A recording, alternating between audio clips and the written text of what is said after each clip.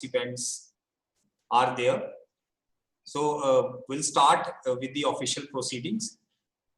On behalf of Indian Institute of Tourism and Travel Management, IITTM, which is an autonomous body under Ministry of Tourism, Government of India, it's an honor for me to welcome all the participants for Lecture 8 under International Web Lecture Series. I, Dr. Jeet Dogra, working as Assistant Professor and Coordinator of this International Web Lecture Series. It's an honor and privilege that all our international and national participants, including our chief guest today, Dr. Chandra Shekhar Malvi ji. Namaste, sir.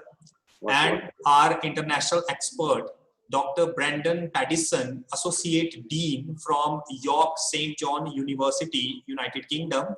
Even on my screen, I'm seeing all the other IITTM. I can say the international IITTM family now, so it's growing. Dr. Frank Sai is there, and Alfonso is there. So it's so nice to see you, sir, over there. I hope everybody is safe during this pandemic time. Even I'm also welcoming Professor Alfonso Vargas Sanchez and a namaste from India. So not taking much of the time because we already having a 5 to 10 minutes of delay. So let me start with the formal introductions. So on behalf of Indian Institute of Tourism and Travel Management family, I, Dr. Jeet Dogra, coordinator of this ongoing International Web Lecture Series, welcoming all the participants who are present on this virtual platform to attend this lecture. It's my honor to introduce our today's international expert, Dr. Brandon Paddison from York St. John University, UK, who will deliver the lecture on repurposing tourism, engaging our radical in the future of tourism. Let me update that another information I just got from my technical team that we have crossed 2,000 registrations from national and international participants for this International Web Lecture Series. So it's we can say so many people are joining us to enhance their knowledge and during that pandemic time. So we are so blessed and thanks for all the motivation. Just an information today, due to some urgent meeting, our director IITTM, Professor Alok Sharma, is not able to join us. But his blessing, guidance, and motivating support is always with us, with all the participants, and it was so positive. And all the lectures are available on our official YouTube channel, so people can watch it whenever they have time. Now, today we are again blessed that our chief guest, Professor Chandra Shekhar Malvi from MITS Gwalior, which is the prestigious institution in Madhya Pradesh, India. So he's here with us. Welcome, sir. Officially welcome to you for your precious time. Before proceeding further, it's again an honor for me to introduce our today's chief guest. Dr. Chandra Shekhar Malvi is working as a professor in the Mechanical Engineering Department, Madhav Institute of Technology and Science, Gwalior. He is Bachelor's in Engineering from SATI Vidisha and MTech from MANIT Bhopal, India. He obtained PhD from University of Leeds, United Kingdom, and he is the recipient of MP Young Scientist Award 2004 for developing a domestic wind turbine. He is also recipient of Outstanding Young Person Award, Gwalior, Best Teacher Award, Gwalior Vikas Samiti, and other 4 awards. Dr. Malvi received various project grants from All India Council of Technical Education, New Delhi, WUNFICRC Leeds, United Kingdom, INUP IIT Bombay, SERP DST New Delhi, and Kolkata. In 22 years experience in teaching, administration, and research, he has authored about 50 journals and conference papers and edited 2 proceedings and reviewed many journals, while organizing many seminar, workshops, and conferences. So again, we are blessed and it's an honor that Dr. Malvi is there with us. Now I'm inviting our chief guest today, Dr. Malvi, for his speech and for the welcome address. Over to you, sir. Thank you. Thank you, Dr. Jeet Dogra, and all the participants in International Web Lecture Series and organized in this really pandemic situations. And I'm really impressed by your committed commitment towards the society, because tourism is really important, because everybody is locked down these days. Whenever they go out, they are missing only one thing. They are not missing recipes, they are cooking well and they are eating well. They are only missing the tourism. Well, so whenever they will go out, so you are preparing, I'm really impressed, you are preparing the faculty and forthcoming students so they can learn how will be the position of the world of the tours and travel management. I really impressed this. However, from the mechanical engineering side. I can relate with Dr. Brendan Paddison. I welcome you from this thing, and we Thank might you. have met somewhere, because I was in UK in Leeds for 4 years, and I've visited York city as well, where Dolly University of Bradford in next to the York, and Dolly, she was developed over there. I was really beautiful. I'm really missing the at present the UK of this thing. And for the participants, if I see, because I work on the virtual lab also from the for mental software and Oxford universities. So virtual lab, what they teach these days from the professional side, like engineering and the medical, how you can do the experiments sitting at the home. But if I would like to relate, the tourism is a feeling. How you can provide the feeling in the tourism while sitting at the home. I can remind myself of one movie, that the Total Recall, where the person came up after 22, I think 50 years, 30 years back, like Captain America in the Avengers movie, he comes back after 50 years. So there was a one CD, and they teach you they teach the person, the hero, how that environment and the earth is looking like, and how can this thing be developed, just to show them the different type of the environment tourism. So virtual tourism can be a possibilities sitting at the home, having the however, Dr. Paddison may put some more light on this thing if it includes just my request and interest. So I invite, thanks Dr. Jeet Dogra, continue your proceedings with the lecture. I'm here. Thank you. Thank you so much, sir, for your. We can say within a 2 or 3 sentences, you have given a new insights to us and how you correlate with all the fields with the tourism over there. And thanks for your appreciation. IITTM is so committed under the dynamic leadership of our director, Professor Alok Sharma. We are so committed to serve the society during that pandemic also. Now, it's an honor for me to introduce our today's international expert, Dr. Brendan.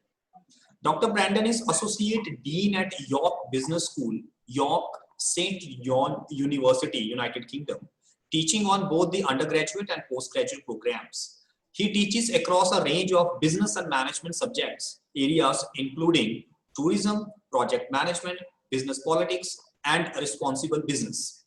He has completed his PhD titled Governance and Community Advocacy in Tourism Development and International Comparison, awarded by the University of Leeds, UK in 2014. His main area specifically in the research include tourism, urban geography, destination governance, public policy, and public sector management. He has also presented on these topics areas both nationally and internationally. He is a committee member on the Minister Quarter appointed in 2008 and a member of the Visit York, which is the UK's local tourism organization, York Visitor Economy Steering Group. He also leads the Heritage and Arts Visitor Research Collaborative Research Group and is a co-chairman of Tourism Education Future Initiative, commonly known as TEFI, TEFI. Once again, a warm welcome to Dr. Brendan and a namaste from India. As far as today's topic is concerned, now my point of view is I firmly believe that change is permanent and we have to flexible enough to mold accordingly for our survival. Newer challenges bring mega opportunities too. And 2 days back, United Nations World Tourism Organization, in collaboration with Summit Education Switzerland, has launched a Tourism of Tomorrow challenge, where they are inviting the ideas and ways for the underlying theme of changing the way we see and experience tourism in a post-COVID-19 world. They will grant scholarship for the top 30 ideas. The recipient receives scholarships to 15 different programs in hospitality, culinary arts, and pastry arts management, whether it's bachelor, master, and MBAs at Gwalior Institute of Higher Education in Switzerland and London, Le Roche, Crunch Montana in Switzerland, Le Ronche, Marbella in Spain, and École Ducasse in France. So this is what the new update. Although I'll share the link in chat box later on regarding to that tourism of tomorrow challenge. This is just one example during this pandemic, and there are surely plenty of others too. So even the great Alexander Graham Bell made the famous announcement, when one door closes, another opens. So let's be hopeful and continue exploring the alternative, better ways to overcome the current situation. So with these words, now I'm inviting our international expert, Dr. Brendan, to deliver the lecture. Over to you, Dr. Brendan, please. Thank you very much, Jeet, for that very kind introduction. That's lovely. Thank you. I'll share my screen, if that's okay, to pull up the slides. Sure, please.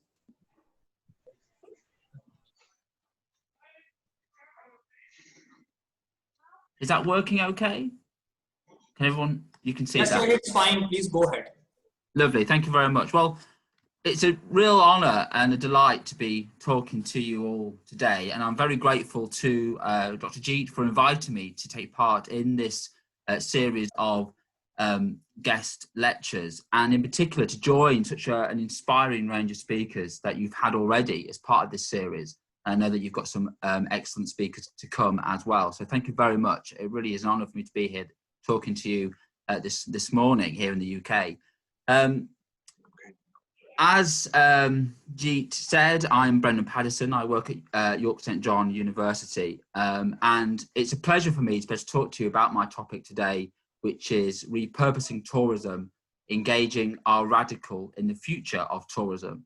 This is something that is really important to me when thinking about the future of tourism and a more sustainable future of tourism as well.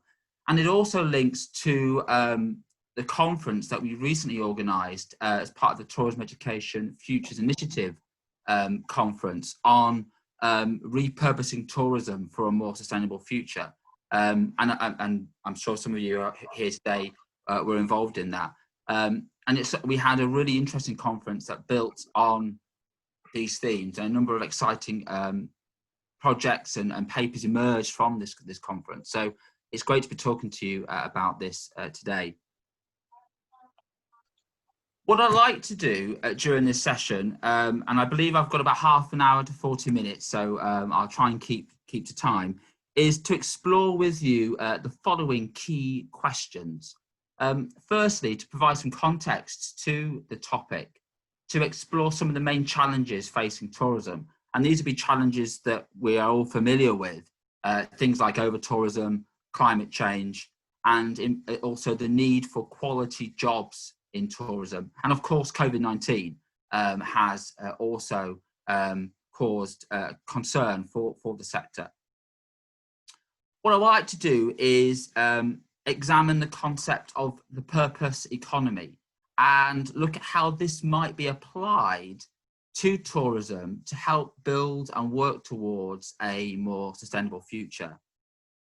And then finally, look at how tourism might be repurposed, and in particular, look at some examples of purposeful tourism in practice.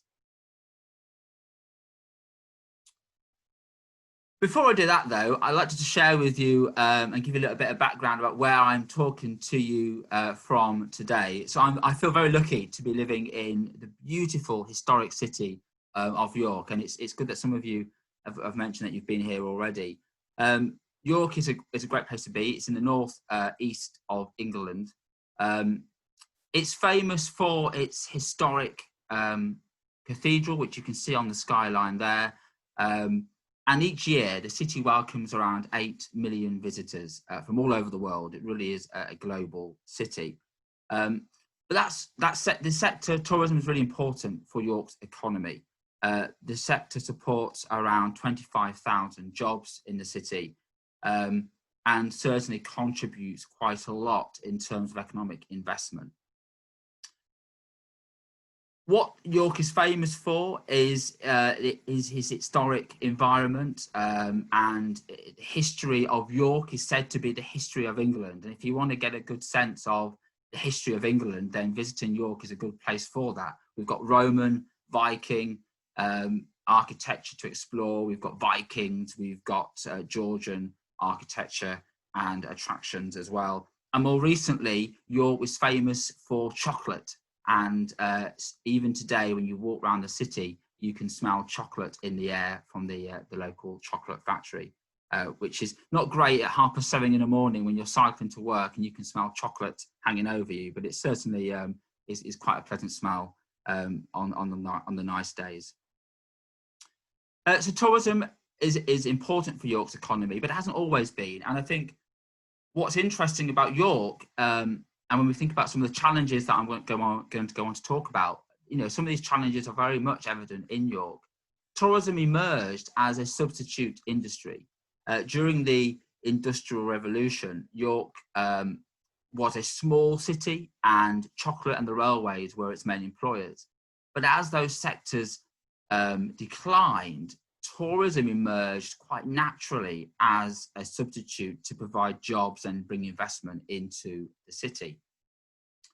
Now, that hasn't gone without its problems, and certainly there's been a lot written about the negative implications of tourism, and particularly the hostility amongst local residents about the way in which the city has been transformed into that product which is sold. And I'm feeling that they have lost that connection with the city centre. And you know, these are feelings that are still strong in York today, and there is work being done to try and change resident attitudes regarding tourism. If you do get a chance to visit in a post COVID-19 world, it really is a great place to come and explore.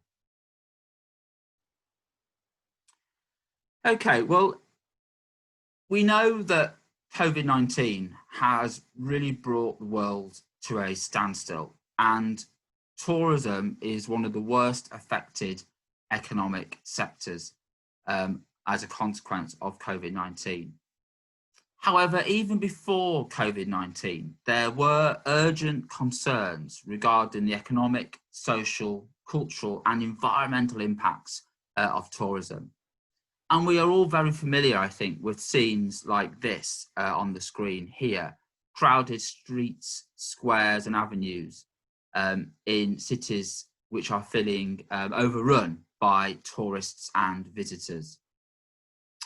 And this has given rise to the notion of over-tourism and the anti-tourism sentiment. And these are now quite familiar terms that have recently been used to describe the perceived congestion or overcrowding of destinations from an excess of tourists. And this has certainly resulted in conflict between people visiting these destinations and local resident populations. Now, over-tourism is sometimes simply a case of numbers, too many people in a particular place at a particular time. But in some cases, taking a more responsible approach to tourism can help to mitigate some of the negative impacts that tourism brings to a destination. And although the term over-tourism is fairly new, it's only really been used, I think, in common media since about 2015.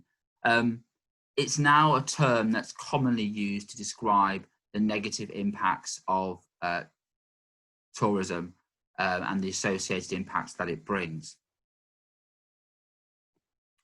So, of course, one of the current issues is over-tourism. Too many visitors to a particular destination. What's important, I think, to note here is that the notion of too many, it's very subjective, of course, and is defined differently in each destination by local residents, by local businesses, whether that's tourism or non-tourism related businesses, whether it's tourists themselves. But what it is, it's that perceived notion of an impact of tourism in a particular destination. And we know that many factors can contribute to that perceived impact, whether it's too many people within a square or a street, as we saw on that previous picture, whether it's narrow roads becoming jammed with tourists and tourist vehicles, whether it's not having the ability to view local landmarks because it's too crowded, or whether there's damage to the environment, whether that's to wildlife or the natural environment. All of these are signs of over-tourism. And we know that visitor numbers are increasing. Up until the COVID-19 crisis, visitor numbers have been rising steadily for decades and have certainly surpassed some of the predictions that we had in terms of the growth of visitor numbers. So, for example, here in the UK, in 2018, we had 1.4 billion international tourist arrivals, worldwide. And in the UK, it was the fastest growing in terms of employment. So in 2018, tourism worldwide grew by around 6%. And here in Britain, before COVID-19, I think this is important to add, tourism industry was predicted to be worth around £257 billion by 2025. That figure might change now as a consequence of COVID-19. But in 2018, 37.9 million overseas visitors came to the UK, and they all spent on average a total of £22.9 billion. So certainly quite significant to our economy, but that doesn't take away some of the problems that it brings. Over-tourism is not going to go away. It's a problem, and without action, it's only going to get worse. And we're all aware of destinations like Barcelona and Venice, where there was that tipping point for tourism and the capacity to cope with tourism within those destinations. And we've seen protests by local communities in destinations, graffiti on walls like we see in this photograph here, asking tourists to go home because they're not welcome. And we've seen significant community action within some of these most heavily affected destinations. We've also seen a response as well, and Barcelona is well cited as producing a plan to help manage tourism. And we've seen local authorities in destinations responding by increasing fees for tourist lettings, for example, or refusing to issue permits for tourism-focused businesses in city centres, or even closing entire islands to visitors, which are, again, to try and respond to over-tourism and the impacts that it has. In addition to over-tourism, climate change is certainly an area of concern within tourism and hospitality. And tourism is having a significant impact on the environment.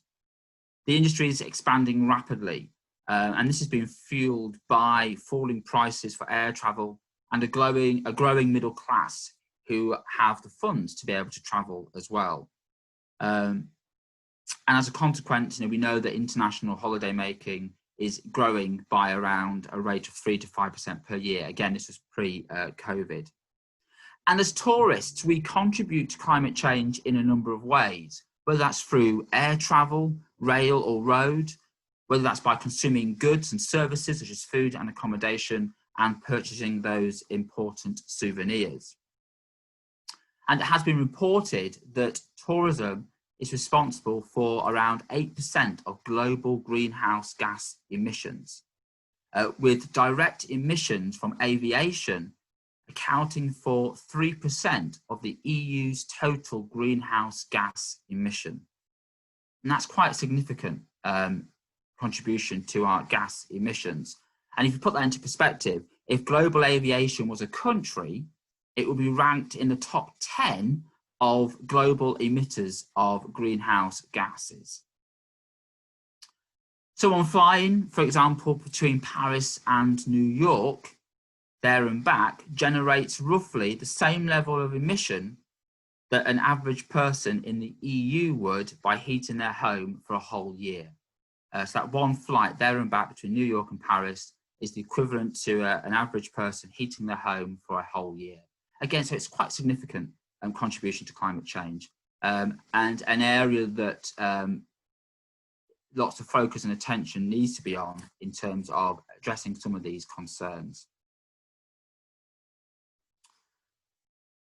Also, the quality of work in tourism is important. We know that tourism is an extremely labour-intensive sector, but it's also a significant source of employment. And I know here in my own city of York, without tourism, we would have a particular gap in our economy. Tourism is an important job source within the city. A city of only 200,000, we find that 25,000 jobs are in tourism within the city. So it's quite, for us, it's a very significant employer. In the UK, for example, the sector supports 3.7 million jobs across the UK. So again, a really important employer for the UK as well.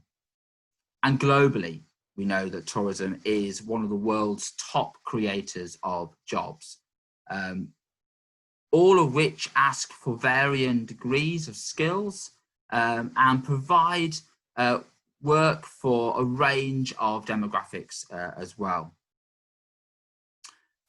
In some countries, the contribution of tourism and employment is indispensable. For example, in India, tourism is the second largest employer, as large as 25 million jobs are in tourism within India. So again, a real significant supplier of jobs. But there are concerns and challenges regarding employability within tourism. Issues such as poor pay and poor working conditions are well cited, sexual harassment and discrimination, unequal treatment of people working in the sector, low education and levels of training are an area of concern, as well as undemocratic and rigid corporate cultures can also have an impact on the quality of work.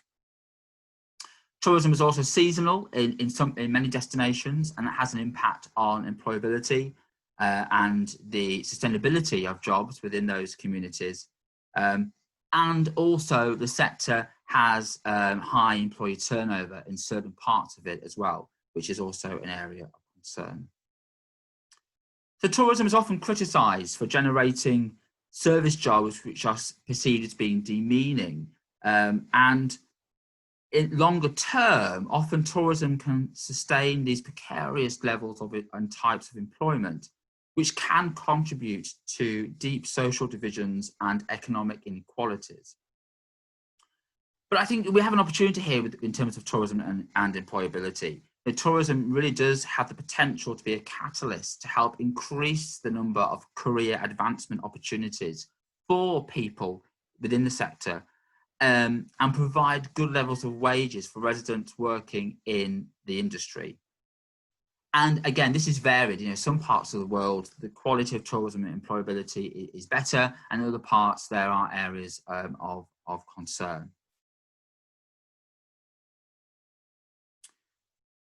And then I think finally, we can't not look at concerns regarding tourism without picking up on COVID-19. As I've said, the worldwide outbreak of COVID-19 has brought the world to a standstill. Phenomenal implications across a range of sectors, but tourism has been one of the worst affected of all of those major economic sectors globally. According to the United Nations World Tourism Organization barometer, between January and April 2020, global international tourist arrivals fell by 44%. And to put this into perspective, this resulted in a loss of $195 billion in terms of international tourist receipts. And that obviously has an impact on jobs, on organizations, on tourism businesses, on investment, on local populations who rely heavily on tourism to support their economies. The impact of COVID-19 and of this crisis is being felt throughout the entire tourism ecosystem. And we continue to see those uncertainties playing out as some restrictions are eased, others are imposed. And here in the UK, the regulations around what we can and can't do are changing almost weekly. And it's quite hard to keep up. And that puts a lot of uncertainty for travellers, for tourism businesses in trying to manage expectations and move forward in terms of rebuilding their business and the tourism sector. But I do think that the reopening and the rebuilding of tourism following COVID-19 is a real opportunity to address some of these concerns. And it will require a joined up approach, people working in collaboration across public, private, voluntary sectors, across international borders, to work collaboratively to build on and work towards a more sustainable future. Certainly, the measures we put in place today will shape the future of tourism tomorrow. And as we consider the longer term implications of this crisis, we need to think about how we can rebuild tourism to support low carbon transition, promote transformations needed to build a much stronger, more sustainable and more resilient tourism economy. So for me, I think the crisis is an opportunity to rethink tourism for the future in a more positive and sustainable way.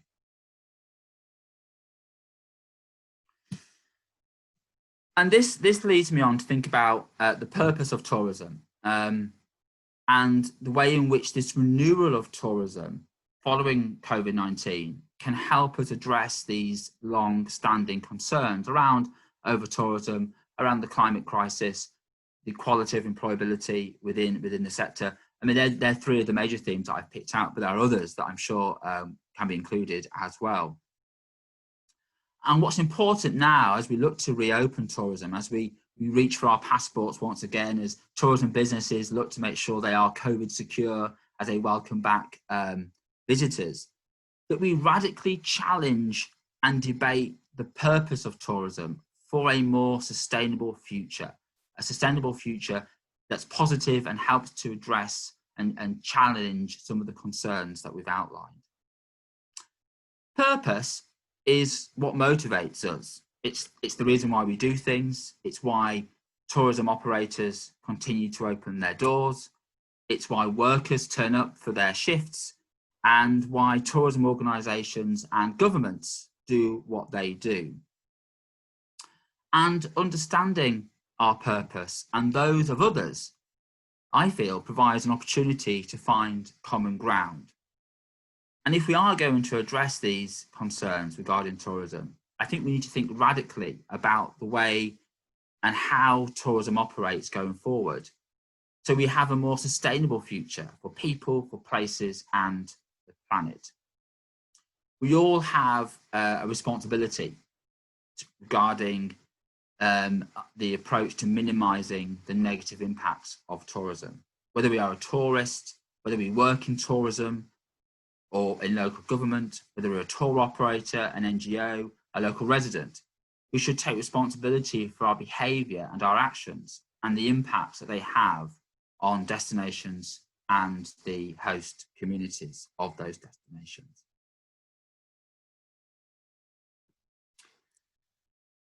One approach that I feel can help to work towards a more sustainable and positive future is that of the purpose economy. So the purpose economy was devised by Aaron Hurst to describe the way in which work is changing, changing in a way that reflects desires amongst employees to have a more higher societal purpose in their work. And what Aaron realised is that the quest for purpose and self-expression in life is reshaping the workplace. What's argued here is that we are looking for a sense of purpose in our lives, and given that work shapes a significant proportion of what we do, it forms part of our modern identity. It informs how we structure our lives. This is translated, therefore, in wanting a career with purpose. So, for example, not only do people want to serve dinner or provide a guided tour, but they want to feel good about doing that as well. So the quest for purpose and self-expression in the workplace is certainly reshaping corporate behaviour and creating new economic opportunities. And it links to concepts such as corporate social responsibility, which have had an impact in shaping business practice and allow and encourage organisations to think about the impacts they have within the environment, politically, economically, socially, and environmentally.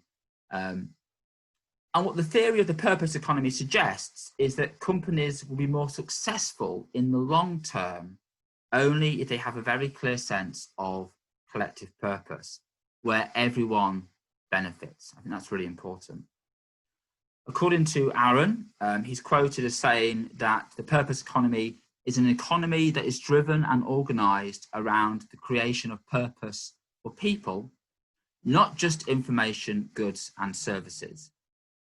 And what the purpose economy does is it taps into our intrinsic desire for meaning in our work and our life.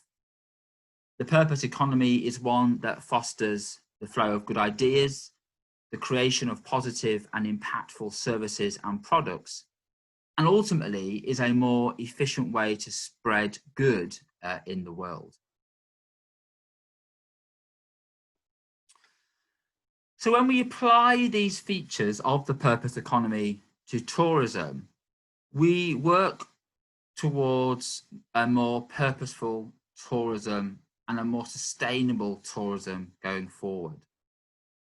So we think about the concepts, the key features that have been identified as part of the purposeful economy. When we think about this in the context of tourism, purposeful tourism is about creating sustainable places to live, work, and visit. That's based on creating value that is more than just the pursuit of profit. Purpose is intentional and requires a commitment to learning and being reflective about our decisions, behaviours and choices. And I think it's important that we're all reflective about those decisions and choices that we take as tourists, as business operators, as people who work in government. A purposeful tourist then is honest and should demonstrate restraint regarding the amount and types of travel that they choose to embark on. And a for-purpose business is one that strives to deliver more than just profit, often delivering social, cultural, economic, and environmental benefits, because it's the transformative role of tourism to people, places, and the planet for a more sustainable future. And I just want to talk through in practice. Two organisations that you may be familiar with, Moving Mountains and Adventure Alternative. Moving Mountains and the charity, Adventure Alternative and the charity Moving Mountains really are two organisations that really foster the values of purposeful tourism. And I think if we're going to address the concerns that we've highlighted and move beyond a business as usual approach, we need to think about how we can facilitate the transformation to a less harmful kind of tourism. And Adventure Alternative and Moving Mountains are two organisations that really do foster the values of purposeful tourism in the work that they do. Both were founded by Gavin Bate, and I was honoured and delighted that Gavin was one of our keynote speakers at the Tourism Education Futures Initiative conference that we held back in June. And he spoke passionately about the work that they do and the impact that his organisations have on local communities and transforming lives in those areas. So both organisations focus on the connection between social enterprise, sustainable tourism and international development. Adventure Alternative was founded in 1991 and is an adventure travel company. But the company's ethos is based on the connection between social enterprise and sustainable tourism, with a particular focus on fair and just employment practices. The work of the charity Moving Mountains also reflects a strategy that is based on a model of social enterprise that reconciles profit with poverty reduction, capitalism with compassion, and corporate responsibility with community ownership. And I think what's really interesting when you look at how these organisations operate is that elements of this strategic approach are reflected in the use of impact mapping, and their focus is on the sustainability of the projects which they help to launch. And it's about making sure that communities do not become complacent or reliant on these projects. And the work that they do very much embraces local empowerment, whereby local partners in places such as Kenya and Nepal are equipped with the skills needed and the means by which they can set up their own organisations at a local level, develop their own projects that can be progressed organically and within those communities over a long period of time. And what that does, it helps to generate trust and accountability for those people involved. What their work has done in places like East Africa and Nepal is help to eliminate poverty. They've been able to help remove inequality within those communities and have raised the life quality and life expectancy of those communities. But I think more importantly, they've also demonstrated how purposeful tourism can work in practice, and that transformative power of tourism to those people and places.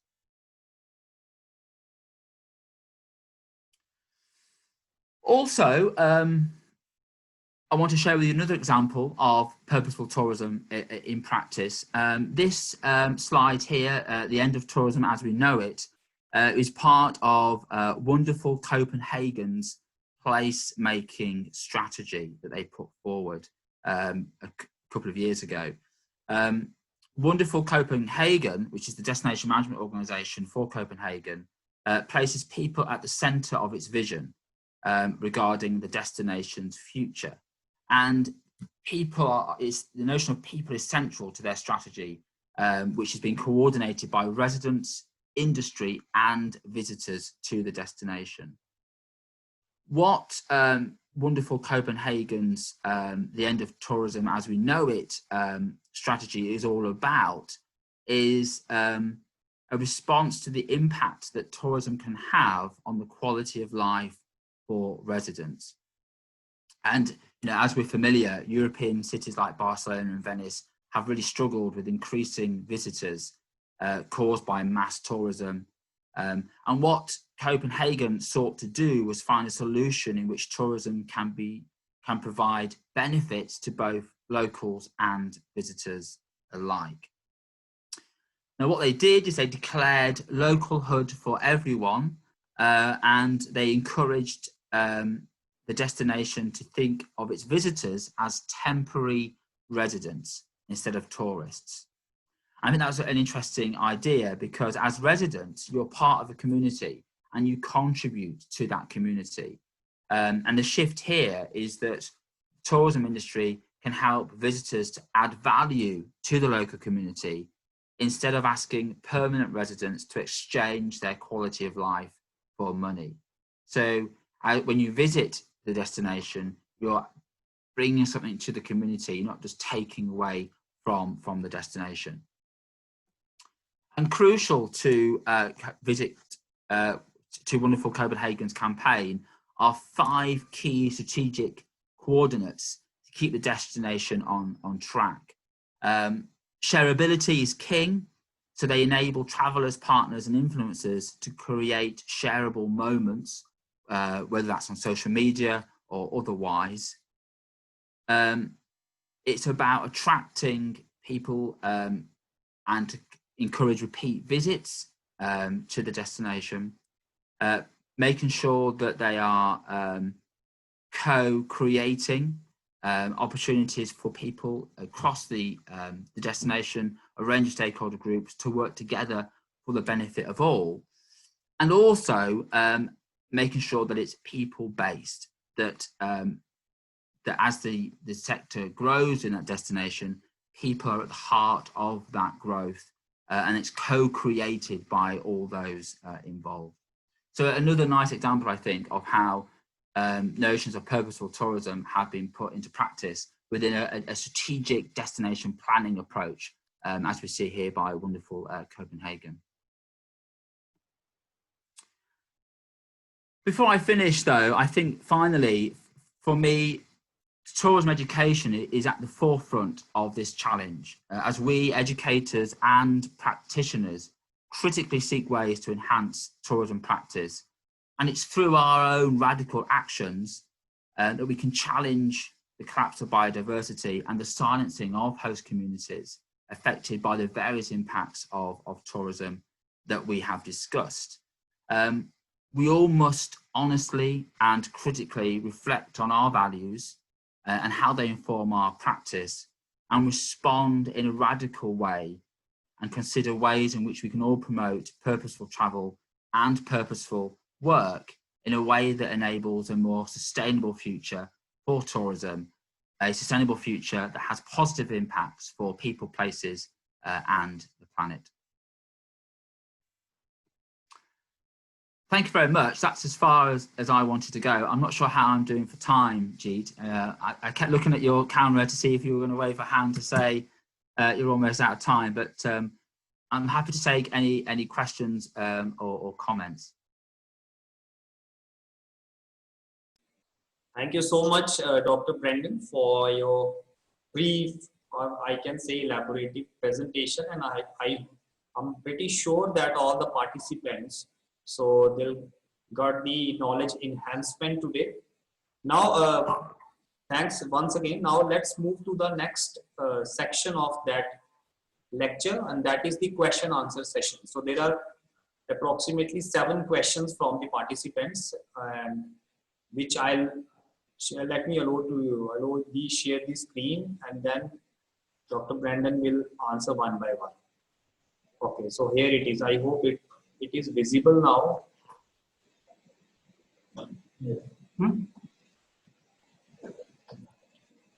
Okay, let's take the first question. I think Dr. Brandon had water break. Okay, let's proceed. Question number 1. So after COVID-19, how we will increase the economy from ground level of the country, and we have to treat the tourism in a well manner? This is question by the Asghar Khan. Over to you, Dr. Brandon. Well, that's an excellent question, and I think it's really important that we do look to think about a sort of a bottom-up, a ground-level approach to tourism.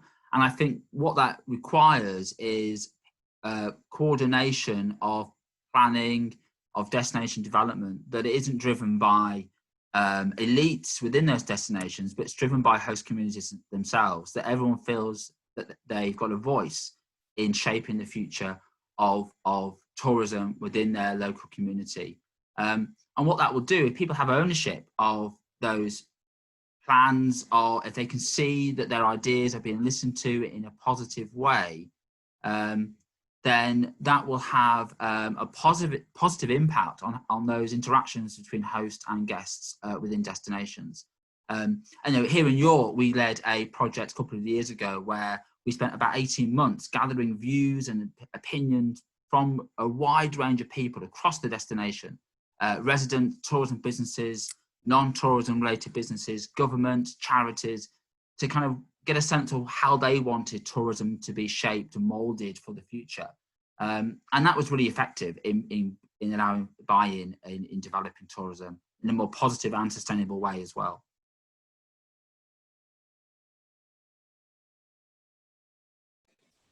Thanks, Dr. Brandon. Let's move on to the second question. The second question is, as we all know, more crowded places means more risk and chances of getting infected by the virus. So my question is for the safety of the tourists, like what kind of steps should be taken by the countries to control over tourism? So this is a question by Yashi Shrivastava. Over to you. Well, thank you. I mean, again, that's an excellent question, and it's a question that many tourism businesses across the world are now trying to kind of manage, to create that kind of that safe environment. I think one of the things that we need to do is build that consumer confidence, that people feel that it's safe to visit places. Here in the UK, Visit England have created a We're Good to Go industry standard. And this is where tourism businesses right across the sector can demonstrate that they are adhering to government and public health guidelines regarding COVID-19. And that will go some way, I think, in helping to build confidence in terms of people visiting these places. I think we're going to see a change in behaviour in how we all travel, certainly in the short term. And I think for many destinations, it's about appealing now to local residents to make the most of the tourism opportunities that are on offer. And here in York, we're looking at residents within the city and the wider region to come back into the city to enjoy the tourism offer. And I think that will help to address issues around over-tourism and overcrowding. I think also, it's also about making sure that the environment in which you create gives a sense of safety and security. In York, again, we're not very good at closing our streets off to traffic. York was built for horses and carts, it wasn't built for cars. So our streets are very narrow, and we still often have cars going down these very narrow streets. And I think some bold action needs to be taken within destinations to remove traffic from city centres, to free up streets and avenues so that people can keep socially distant without the fear of a car or a tour bus coming up behind them. Parts of Europe are actually very good at creating kind of traffic-free zones. Here in the UK, we're not that great at it, but we are seeing some bold measures being put in place to try and create that safe environment where we can keep our distance, but also enjoy some of the tourism activities that are on offer.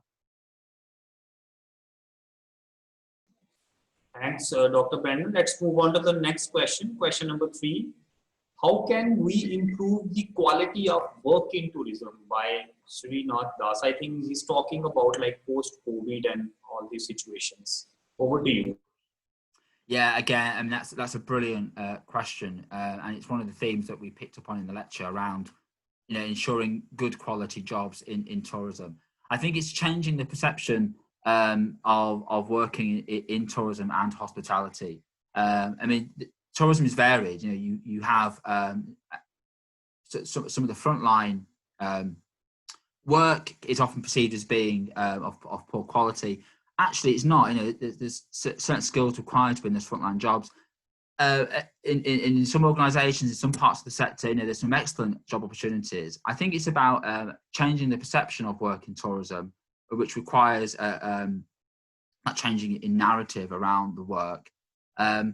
Schemes like the apprenticeship scheme can be really helpful in driving people in and upskilling work within tourism.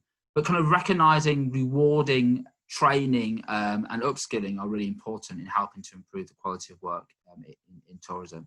And as I say, change that perception that working in tourism is seen as being a low-skilled, low-paid job. I mean, it really isn't. And there is, as I say to my students, there's a lot of opportunity in tourism. It's the biggest growing sector, and they're about to graduate and go into the world of tourism, where the world is their oyster with some amazing opportunities out there. But changing that perception is a challenge.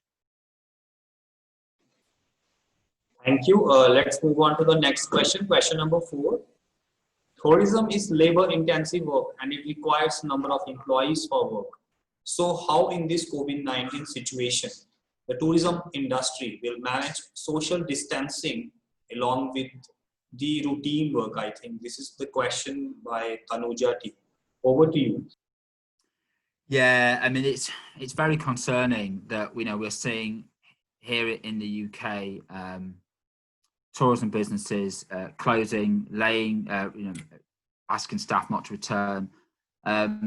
We have been very lucky here in the UK that we have had a scheme put forward by the government where they keep paying workers' wages whilst they've been what they called furloughed, so that they're essentially not at work, but the government is subsidising their wage to try and keep those jobs open.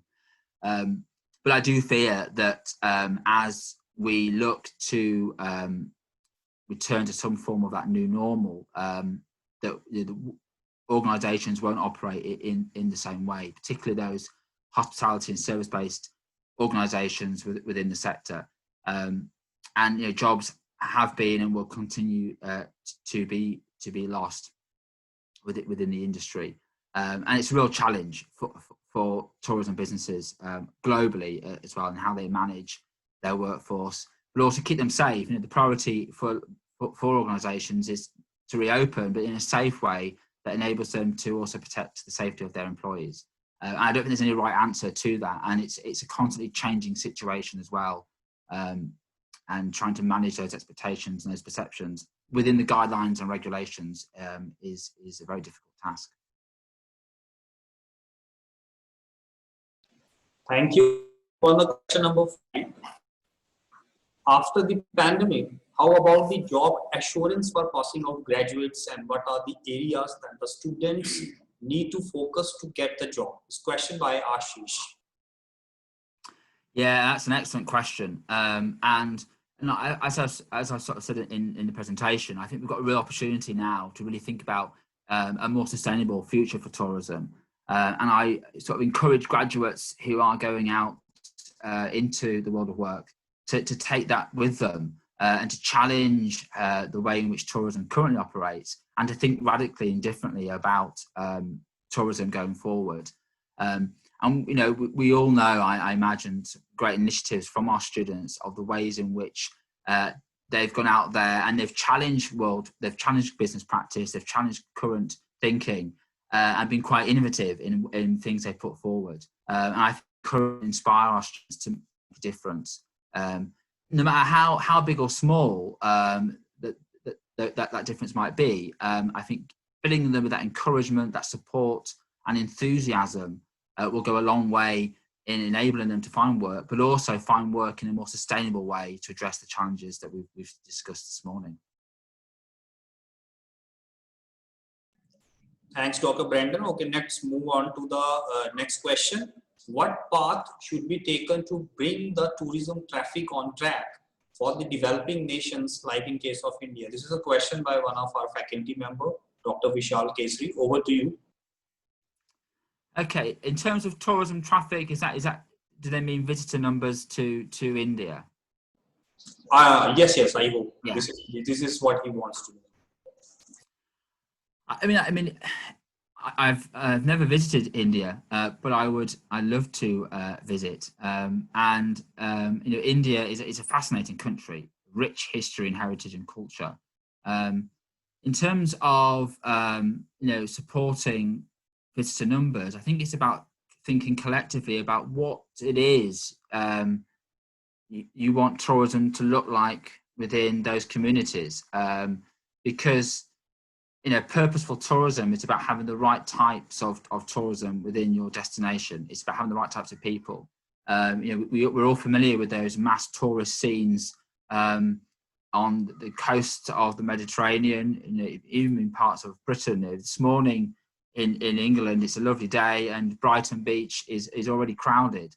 Is that the type of tourist that you want to attract to your destination? Is that going to bring with it those sustainable features that we're looking for? Or is it about a more purposeful tourist that brings with them a particular characteristic that enables you to develop your destination in a way that is sustainable and right for the stakeholders within that place? So I think it's understanding what you want tourism to look like in a sustainable way, and then thinking about demographic then, therefore, that you want to attract.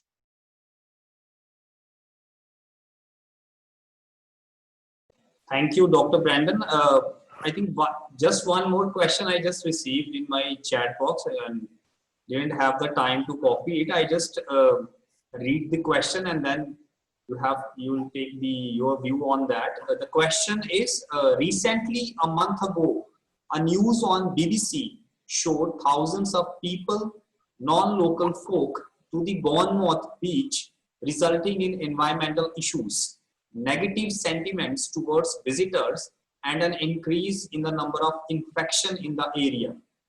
As York attracts millions of visitors, what would you recommend to policymakers in York as anticipated guidance and policies or ethos for domestic or non-domestic visitors that need to be put in place in York to maintain the positive impact of tourism in the area?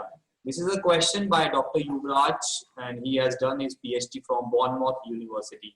Over to you, Dr. Brandon. Well, I mean, that's an excellent question. And so thank you very much for that. And you're absolutely right. You know, Brighton Beach a few weeks ago was absolutely crowded. And you know, there was sort of vast news reports around the litter damage, environmental damage in those areas. And we're seeing that again this morning. It's lovely over in Brighton today, and the beach is already busy. And it's 10:15 here in the UK, and already I imagine much of the coastline will be very busy with visitors. York's, you mentioned York. You know, York's an interesting city. York is an international destination, and people tend to visit for a short break, or on their way between London and Edinburgh. They might stop off. York is halfway on the East Coast main railway line between York and between London and Edinburgh. So it's a good halfway point. And I think you know, we're not going to see any international visitors here in York for a break. I think those international visitors we are seeing are people who are based in the UK already and are fancying a day trip over to York.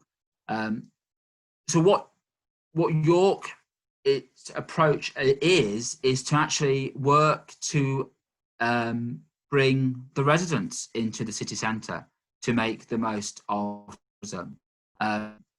It's well known that residents in York have a negative attitude towards tourism. It's been written about for a number of years now. I've written about it.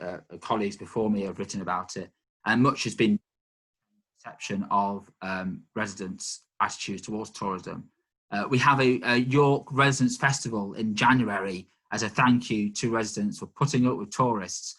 And I think it's about extending that now. That, you know, the city is quiet. You know, it's very quiet compared to where we would normally be. We're about 50-60% down in terms of the number of people in the city compared to previous years, or certainly compared to this time last year. So it's about attracting residents into the city centre, providing them opportunity to explore all the opportunities that York has to offer, and whether that's through offering discounts or meal vouchers, which we are seeing from a national and a local perspective as well.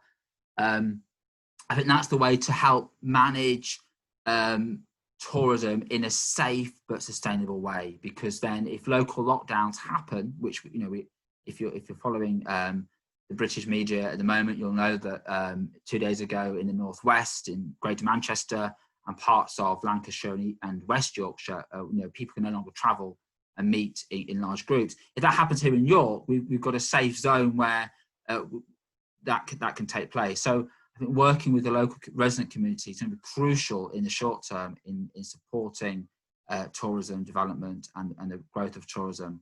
And I hope that, as I've said in the presentation, that when we look ahead, then we're looking for a more sustainable future and addressing some of these long-term concerns. Some of the things that have been put in place, so we've had, you know, road closures and changes to the cityscape, I hope will become more permanent, because that creates a pleasant environment for everyone to enjoy, not just in COVID-19 times, but, you know, post-COVID-19. So, you know, some positives will come of this as well.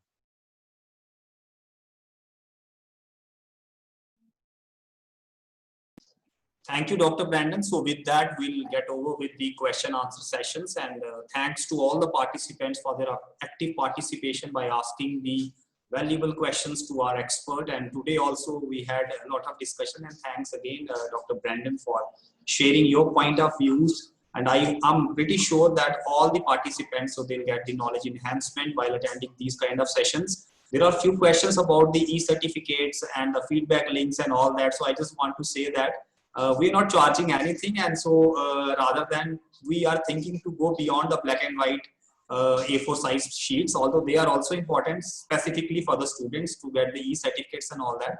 But these international web lecture series is just an effort towards our knowledge enhancement. So there is a one step over there. Although we are not giving you any kind of e-certificate and all that, but I am sure that this intangible knowledge will give you the tangible results in future.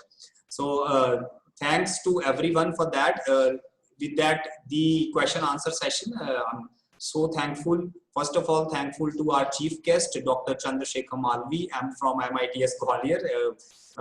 I think for a very short notice, like sir is so helpful to IITTM Gwalior and the whole IITTM family that he willing to participate and willing to present here and share his views regarding to his already over occupied, I must say that, with his daily proceedings regarding to run his prestigious institute. Now I'm thankful to again our director IITTM, Professor Alok Sharma. He's always with us and is always encouraging us to participate and to organize that kind of events and to invite all the we can say experts to deliver their talks, so that we can say the knowledge enhancement and the knowledge sharing will run with the two-way traffic kind of a thing. I'm again thankful to our nodal officer of IITTM Gwalior, Dr. Saurabh Dikshit. He's also present with us and he's so kind that he's attending all the lectures, but he always working behind the curtain. He's always pushed me, no, you have to give the formal vote of thanks and all that. Thank you, sir, for your presence and all that. And I'm again thankful to the nodal officer of IITTM Nellore, Dr. Meera ma'am is also there. The faculty members, Dr. Abhilash, Dr. Vishal Kesri, so they all people are there, and are again the international IITTM family members. Dr. Frank Sai is there, even Dr. Alfonso also there. I have seen these, so nice to see all the people over there, and I'm also thankful to all my technical team members who was working day and night to make this event successful. With me, my technical team, the Mr. Prince is there. He's always putting the headphone and he always controlling all the audio and video things. Mr. Vivek Sharma is there, and then Mr. Hemant is always busy writing the press releases and all that. And it is my request to everyone, please switch on your video cameras, because again we have to give this information to the media, to the press, that we are organizing that kind of thing, so that more and more people will come to know about this great initiative. Although we are not charging anything, it's just open platform, anyone can come and know about what's happening in tourism. So nice to see that mostly people are on their video cameras, and my technical team is ready to take the selfies, or the, we can say, screenshots. That's popularly known as the technical terms. Now I'm again thankful to the people, maybe they are not present today, but they always writing about us, and they always watch our videos on official YouTube channels.